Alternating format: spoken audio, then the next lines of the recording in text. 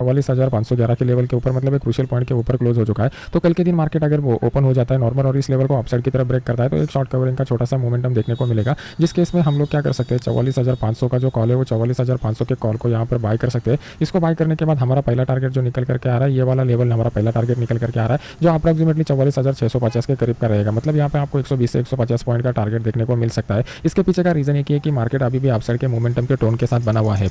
Market ने जब तक इस लो को ब्रेक नहीं करेगा हम लोगों को डाउन साइड का मोमेंटम देखने को नहीं मिलेगा। ये वाला जोन जो यहाँ पर निकल करके आ रहा है एक कंसोलिडेशन एक रेंज बाउंड का जोन है, इसमें ट्रेड करने के लिए हम लोग बिल्कुल इंटरेस्टेड नहीं रहेंगे। हमारे लिए इंटरेस्टिंग ट्रेडिंग जोन कब निकल करके आने वाला है, आइदर मार्केट को इस लेवल के नीचे आने दो या फिर इस ट्रेंड लाइन को ब्रेक करने दो। इन बिटवीन वाले जोन में क्या हो जाएगा, ऑप्शन राइटर जो है वो टाइम डिके का बेनिफिट लेने की कोशिश करेंगे, तो वहाँ पे हम लोग बिल्कुल अलर्ट रह के ट्रेड करना बंद करेंगे। अभी ये वाला जो लेवल है, ये वाला लेवल के ऊपर मार्केट जितना ज़्यादा टाइम सस्टेन करेगा और फिर उसके बाद डाउन साइड का ब्रेकआउट दे देगा, तो उसके बाद क्या हो जाएगा 44,500 के ऊपर जिन्होंने बाय के पोजीशन रहेंगे वो सब बायर यहाँ पर ट्रैप हो जाएंगे और उनके ट्रैपिंग की वजह से मार्केट में एक लॉन्ग अनवाइंडिंग का डाउनफॉल हम लोगों को देखने को मिल सकता है। उस केस में हम लोग 44,400 का जो पुट है वो 44,400 के पुट को यहाँ पर बाय कर सकते हैं। इस पुट को बाय करने के बाद हमारा ऊपर की साइड में जो स्टॉप लॉस निकल के आएगा 60 से 70 पॉइंट का स्टॉप लॉस हमारे लिए सफिशिएंट रहेगा। नीचे की साइड में ये वाला लेवल मतलब 44,200 का जो लेवल है ये हमारे लिए टारगेट का लेवल निकल करके आ रहा है। ये one of the high probability वाले अपॉर्चुनिटी थे। मान लो कि कल के दिन market directly gap up open हो जाता है तो इस लेवल से मार्केट रिवर्सल दे सकता है, जिस केस में हम लोग 44,700 का जो पुट है वो 44,700 के पुट को यहाँ पर बाय कर सकते हैं। इसको बाय करने के बाद हमारा जो टारगेट लेवल निकल करके आ रहा है ये 200 पॉइंट नीचे का टारगेट हम लोगों को मिल रहा है।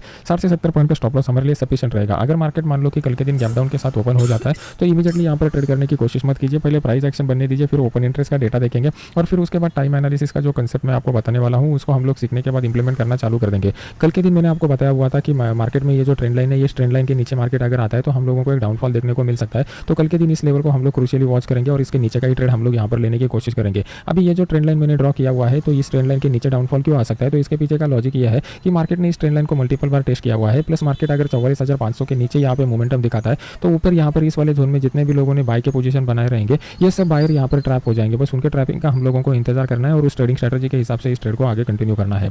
अभी अगर हम लोग डेली चार्ट के ऊपर जाते हैं तो डेली चार्ट में आप लोगों को कुछ पॉइंट समझ में आ जाएंगे कि मार्केट का इनसाइड स्टोरी के बाद आउटसाइड स्टोरी किस तरीके का बन रहा है साइकोलॉजी पॉइंट ऑफ व्यू से। अगर आप यहाँ पर देखोगे तो परसों के दिन मार्केट में क्या हुआ था, एक बुलिश मोमेंटम के साथ मार्केट क्लोज हो गया और आज के दिन मार्केट एक बेरिश मोमेंटम के साथ क्लोज हो गया। तो ये जो रेंज बन चुका है ये नीचे का लेवल और ऊपर का लेवल इंपॉर्टेंट सपोर्ट रेजिस्टेंस की तरह काम करेगा। इन बिटवीन वाला जोन जो है वो साइकोलॉजी पॉइंट ऑफ व्यू से रेंज बाउंड रहेगा। मतलब कल के दिन या परसों के दिन हम लोगों को अगर बड़ा मोमेंटम चाहिए तो मार्केट को इस जोन को ब्रेक करना पड़ेगा। 44,500 के करीब क्या हो रहा है, बहुत सारे लोग ट्रेडिंग एक्टिविटी कर रहे हैं, इसकी वजह से मार्केट जो है वही के वही घूम रहा है। मेजॉरिटी ऑफ द राइटिंग इस लेवल के करीब हो चुका है। अगर आप ओपन इंटरेस्ट का डेटा क्रॉस चेक करके देखोगे तो आपको इसके बारे में समझ में आ जाएगा। ऊपर की साइड में ये हमारा रेजिस्टेंस का लेवल है, नीचे की साइड में ये हमारा सपोर्ट का लेवल है। 19,316 से लेकर 19,366 के करीब तक का मोमेंटम हुआ, मतलब ऑलमोस्ट 50 पॉइंट के मोमेंटम में हम लोग यहाँ पर काम कर रहे थे। ट्रेडर क्या करता है, सिंपल ट्रेडर का एक ट्रेडिंग स्ट्रेटजी रहता है, ये हमारा रेजिस्टेंस 1 हो गया, ये रेजिस्टेंस 2 हो गया, ये रेजिस्टेंस 3 हो गया। मतलब जब यहाँ पर बाय मिलेगा तो वो लोग क्या करेंगे, इस बाय के ऊपर ब्रेकआउट ट्रेड कंसीडर करेंगे और यहाँ पर बाय करने की कोशिश करेंगे। यहाँ पर ये हो गया आपका प्राइस एक्शन का एनालिसिस। लेकिन ये प्राइस एक्शन का एनालिसिस क्या है, ये सिर्फ वन पार्ट है ट्रेडिंग स्ट्रेटजी का।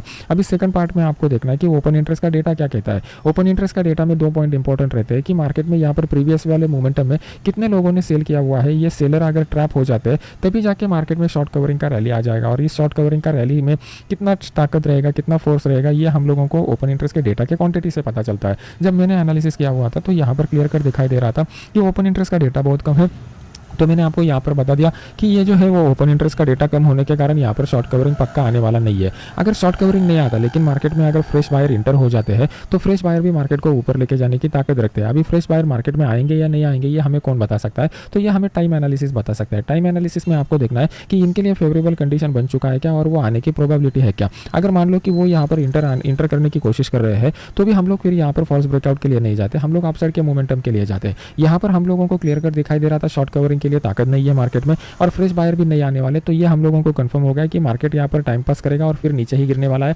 और एक अच्छा खासा मोमेंटम हम लोगों को देखने को मिला। अभी नीचे की साइड में बहुत सारे लोगों को दिक्कत आती है कि इस टारगेट लेवल को पहले कैसे आइडेंटिफाई करके रखे, तो दोबारा हम लोग इसमें टाइम एनालिसिस का सहारा लेते हैं। मार्केट को हम लोगों को पहले बात है कि 2-3 हिस्सों में बांटना पड़ता है। अभी यहाँ पर देख लेते हैं कि कल के दिन मार्केट में क्या होने की आशंका है। सबसे पहले हमें समझना पड़ेगा कि डेली चार्ट के ऊपर मार्केट का साइकोलॉजी क्या बता रहा है। डेली चार्ट के ऊपर क्लियर कट मार्केट एक रेंज बाउंड जोन में फंसा हुआ है। इस रेंज बाउंड जोन में मार्केट अगर डाउन साइड ब्रेक करेगा जाएगा तो एक बड़ा डाउनफॉल मार्केट में देखने को मिल सकता है। ये बेस्ट अपॉर्चुनिटी रहेगा। ऊपर अगर मार्केट जाता भी है ना, तो यहाँ पर मंथली एक्सपायरी में जिन्होंने भी सेल के पोजीशन बनाए रहे हैं वो लोग क्या करेंगे, मार्केट को नीचे लेके आने की कोशिश करेंगे। और फिर इस वाले माहौल में हम लोगों को सेल ऑन द राइज का अगर ट्रेडिंग स्ट्रैटेजी इस लेवल के ऊपर यूज़ करते हो तो वो आपके लिए हाई प्रोबेबिलिस्टिक रहेगा। तो इसको ये पॉइंट को कंसीडर कर लीजिए। अभी कल के दिन का मोमेंटम अगर देखना है तो हम लोगों को 15 मिनट चार्ट के ऊपर जाना पड़ेगा। अभी आपके सामने मैंने 15 मिनट का चार्ट लगाया हुआ है। अभी 15 मिनट के चार्ट के ऊपर थोड़ा सा मैं एक एडवांस साइकोलॉजी का कंसेप्ट आपको बताता हूँ।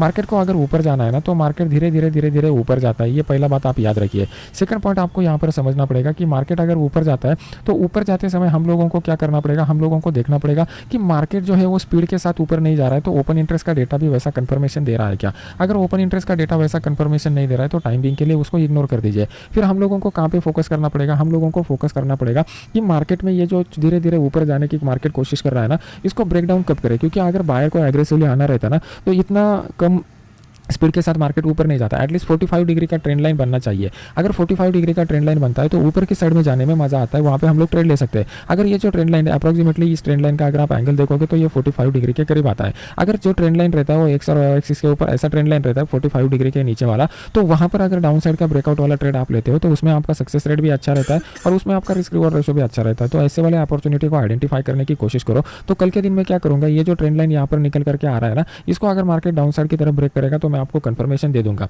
इसके पीछे का रीजन आप समझने की कोशिश कीजिए। अगर आप हॉरिजॉन्टली एक लाइन ड्रॉ करते हो और एक ट्रेंड लाइन भी ड्रॉ करते हो तो आपको यहाँ पर दिखाई देगा ट्रेंड लाइन और हॉरिजॉन्टल लेवल जो है ये हॉरिजॉन्टल लेवल एक इंटरसेक्शन पॉइंट पर टच हो रहे हैं और ये इंटरसेक्शन पॉइंट ओपन इंटरेस्ट के डेटा से भी कंफर्मेशन दे रहा है। मतलब प्राइस एक्शन के हिसाब से हम लोगों को क्या मिल रहा है, ट्रेंड लाइन मिल रहा है प्लस हॉरिजॉन्टल लेवल मिल रहा है। ओपन इंटरेस्ट के पॉइंट ऑफ व्यू से हम लोगों को क्या मिल रहा है, 19,300 का लेवल मिल रहा है। बस हमें कल के दिन क्या करना पड़ेगा, टाइम एनालिसिस का कंफर्मेशन लेना पड़ेगा। अगर मार्केट इस लेवल के नीचे आता है तो उस केस में हम लोग क्या करेंगे, 19,300 का जो पुट है वो 19,300 के पुट को यहाँ पर बाय करेंगे। इसको यहाँ पर बाय करने के बाद हम लोग क्या करेंगे, मार्केट में एक छोटा सा स्टॉप लॉस लगा देंगे 25 से 30 पॉइंट का। और नीचे के साइड में ये वाला जो लेवल है, ये वाला लेवल हमारे लिए टारगेट लेवल निकल करके आ रहा है। लेकिन यहाँ पर एग्जिट करने की जल्दबाजी नहीं करेंगे। हम लोग क्या करेंगे, यहाँ पर मार्केट आने के बाद ओपन इंटरेस्ट का डेटा और प्राइस एक्शन टेस्ट करेंगे और मार्केट यहाँ से नीचे भी जाने की प्रोबेबिलिटी है क्योंकि ऑलरेडी दो बार मार्केट ने इस लेवल को टच किया हुआ है, सपोर्ट लिया हुआ है।